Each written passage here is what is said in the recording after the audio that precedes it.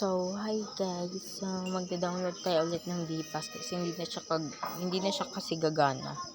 Ay, hindi pala yan dito pala sa screen. And delete na natin yung DPass. And magda-download tayo ulit. Wait lang, sorry guys, dila.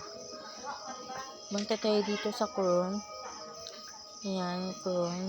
And open na natin. And hintayin na natin siya guys. And hintayin na natin. Sorry nilalag siya. Search natin lang guys ha. DPass. Ay, hindi pala ako Wi-Fi. Ayan, DPass. Ayan. So, hintayin na natin siya. Hintayin